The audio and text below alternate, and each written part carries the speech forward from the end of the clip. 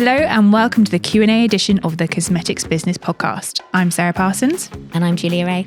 Hey Sarah, how are you doing? I'm good. We've had a busy week in the office. We've gone to press on lots of different things and we've got the awards just around the corner at the time of this recording. And so there's lots of buzz around at the moment. All going wonderful. Well, we've had the October issue of Cosmetics Business land on our desk, which is looking fantastic. Beautiful very cover, futuristic. by the way. Yeah, absolutely. We have a piece on AI written by Becky Murray, who is a fantastic science writer. Do check it out. It will be going online very shortly. So yes, the cover tied in with that and it looks very, very cool and very snazzy. So do make sure you open up your issue and have a good read. Cool. Shall we get started with our first question? I think that's a great idea. So after our previous Q&A episode where we discuss about where beauty trends come from, we actually received several follow-up questions from listeners asking what we think about the latest beauty trends. So one of which was from @Eno Santama, and they asked, what are the latest beauty trends? Well, very, very to the point. And another came from @Freya.AJSX, and they said, I just listened to the Cosmetics Beauty Trends podcast on where trends really come from, and I found it really fascinating. Well, that's one way to get your question on a podcast, by complimenting us. So thank you very much. Keep the compliments coming in. And she says she's currently working, maybe you're she, sorry if you're not. I'm currently working on a research project and was wondering if you had any predictions in terms of beauty trends yourself, micro and macro. Oh, fantastic. Yes. So, here's the thing. We love trends at Cosmetics Business. We're always trying to keep an eye out for the next thing.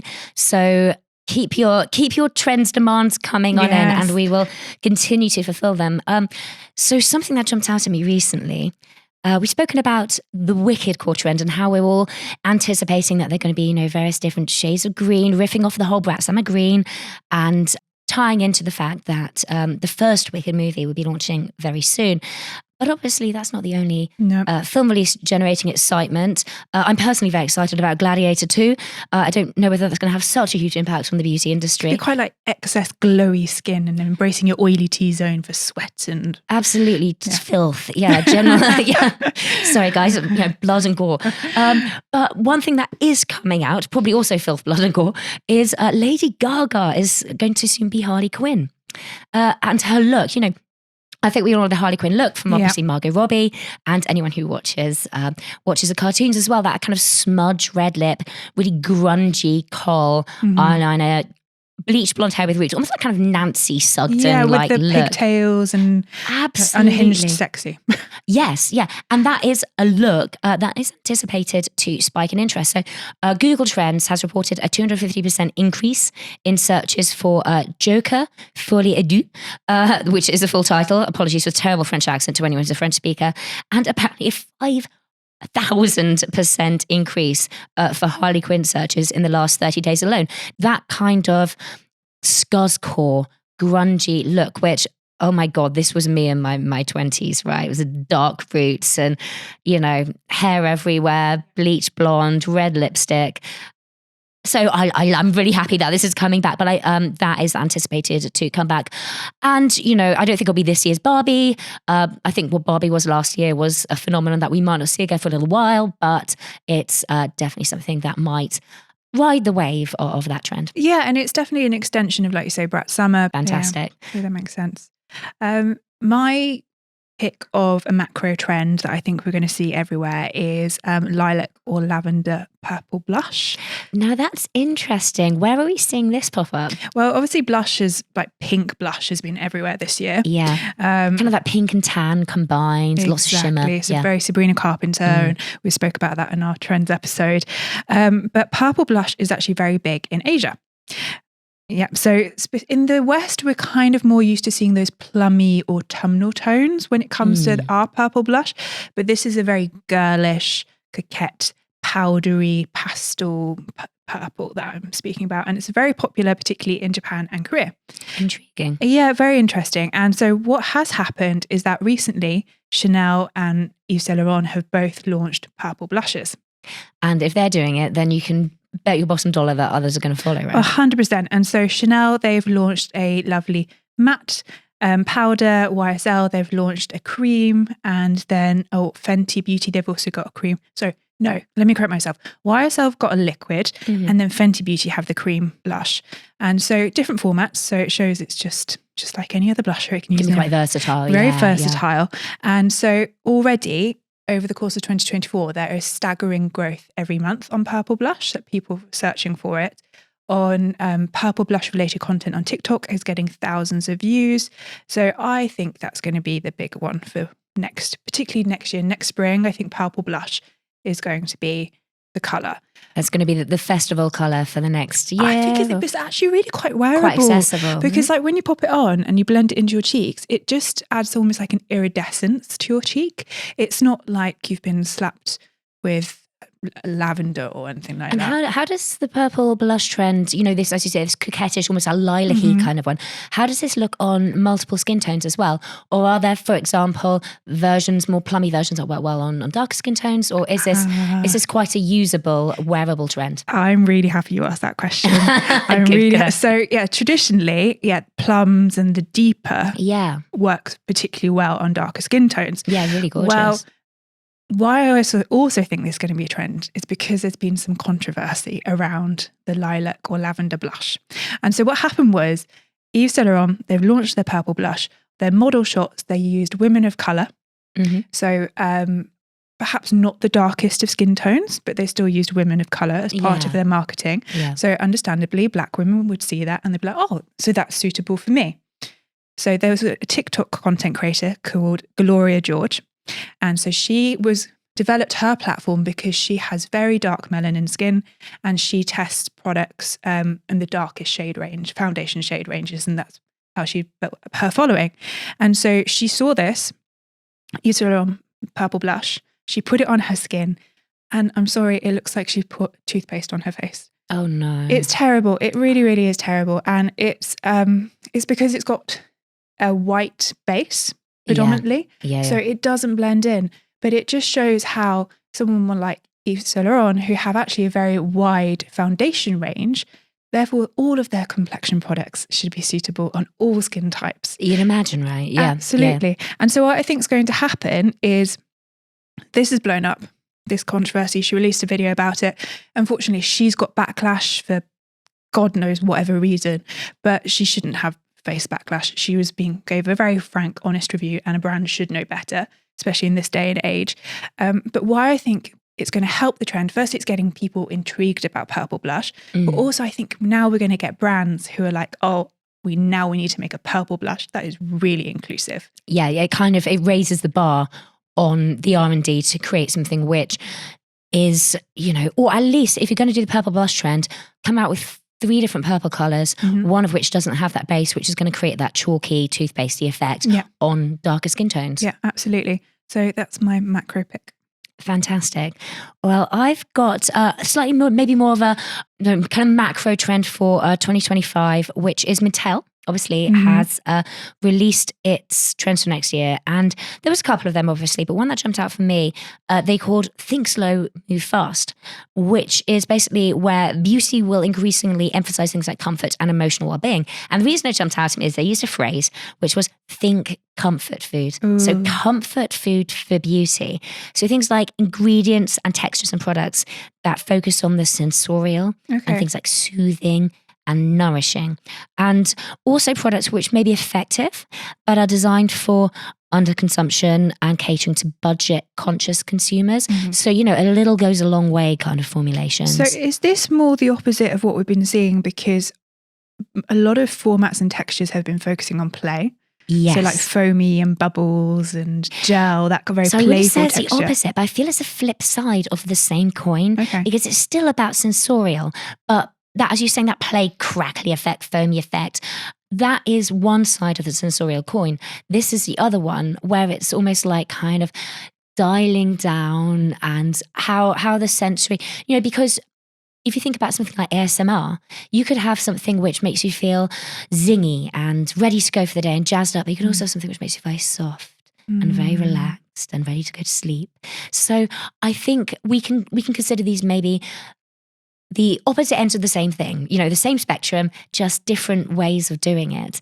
And so, I think I like the underconsumption aspect because I feel that is, whether we like it or not, and obviously we don't want to encourage underconsumption in our industry because we want people to continue buying, but it is something that is happening inevitably because of economic factors, because of socioeconomic factors. So we have to roll with it and to create products that are better than the competitions. Yes. And that people will love using. A little goes a long way. It's a real luxury for them to use. And because of the way it's formulated and what's in it and that whole, comfort food. When you have something that's really delicious. Yeah, I'm imagining like a big bowl of like stew. Yeah, oh, exactly. Big bowl of stew. Or I had the best cake of my life in France this week. It was like a lemon cake and it was rich and gooey and had a curdy. And I just thought, I could live off this. So, something where the experience slows you down. You take a bite and you take a moment to go, that to me is comfort food. So the slowing down of, so think slow, move fast. Okay. And I really like that trend. I thought that was really nice. Yeah, and I can see how that will easily translate to bath and body care routines in particular. Definitely, yeah. Cool. Speaking of routines, one of my picks for the trends, as Julie said earlier, we cover a lot of trends. So throughout this podcast, we will be talking a lot about trends. But for this particular episode, one of the trends I wanted to talk about was hair care. And particularly, well, that's a whole category, but the skinification of hair care. Well, and that's been around for a while. So you're like, why we talk? Gradually, it's been in the background. We've been talking on every iteration of this, right? Yeah, absolutely. And so this idea of using lots of active ingredients and creating multi-step routines around your hair care.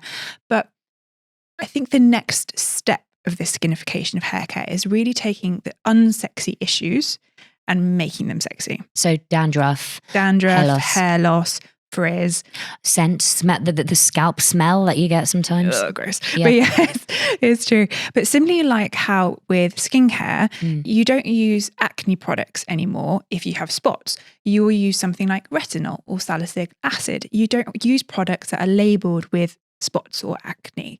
Yes. Yeah, I feel like it's a positive marketing as opposed to problem solution marketing. Absolutely. Which is actually works really well because you feel like you're buying into this scientific forward thinking, and it plays well into the educated consumer category as well because people are much more knowledgeable about what they need for a specific function.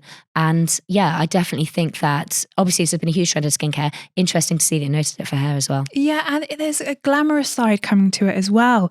So you've got Augustin Spada, which is very much a luxury skincare brand. Absolutely. It's the Christmas wish list brand, right? Exactly, it really is. And that's they've launched a hair loss range. So interesting. That's very interesting.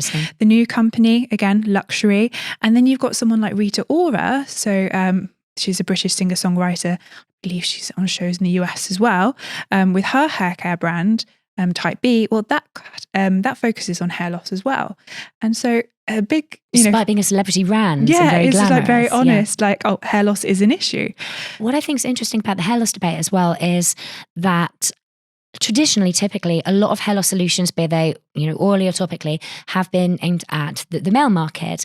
And there are, of course, some solutions that women cannot use because we're talking about hormonal regulators or enhancers, which are not appropriate for women to take. So it's really interesting that these brands, I'm assuming they are offering this to both male and female consumers, and that is very much not necessarily a gendered approach because I definitely feel like historically a lot of hair loss solutions have been targeting men, whereas when we get hair thinning, hormonally, obviously, you are about to become a mother and you will, I'm sure at the moment your hair's feeling very luxurious, but probably post-birth, you'll start feeling it coming out. And so women have all these hormonally led sometimes, but also things like alopecia as well, traction alopecia, especially, for example, if if you've been having like braids or whatever it might be, or been scraping your hair back, there's lots of reasons why you might, as a woman, experience hair loss. And I think that having these gorgeous brands that you want to have on your shelf kind of destigmatizes that a little bit for women. And it opens up the conversation much more. I mean, it's already been opened, but opens it up much more to that part of the population. And to not be ashamed about it, and to show that it's exactly. really multifaceted and it happens to everyone at some point in their life for whatever reason. Yeah. And you shouldn't dictate how you live your life, and you should feel confident and get on with it. Exactly. Do you have any more trends? So I have one which is really ingredient led. Now we've had so many exciting ingredients over the past year, things like X1, things like sea moss as well, but what I've noticed that ingredient wise, a big story this year has been the resurgence of the peptide. So I don't know if anyone has went to Wink Cosmetics a couple of months back, but what we did see was, for example, Clariant launched Cycloretin, which apparently offers retinol-like activity without irritation. You had Lucas Meyer Cosmetics, which launched Corneopeptyl, which is said to provide biomimetic action for a totally newly discovered protein. So it's called the late quantified envelope 6A, bit of a mouthful. It's a gene which strengthens the corneocyte envelope. So what happens, basically, if you don't know what that means, but the end result is a promotion of skin barrier strength and tackling pre-aging signs. So tapping into some really big trends there. Barrier was a big thing everyone's talking about. Pre-aging is a massive category as well. So you've got these kind of great and really novel ingredients. So say that last one, targeting a totally newly discovered protein. So I think there's a lot of scope there. I think the thing about peptides is people, they might not know that particular peptide, but they hear the word peptide and they know it. Yep. They know it denotes efficacy. They know it denotes safety. And I think that there will always be, at any given time, the new wonder ingredient or the new wonder claim. However, I feel like peptides will always have a moment of resurgence. A little bit like, we can talk about retinoids, hyaluronic acid, whatever it might be. There will be moments where there'll be spikes and there'll be moments of quieter, but there will always be, chugging away in the background, being absolute workhorses in the actives era. Oh yeah, and if you're going to invest in skincare ingredients, you really should invest in those kind of ingredients, the workhorses. Absolutely. Well, I actually think we need to round up on that note. No problem.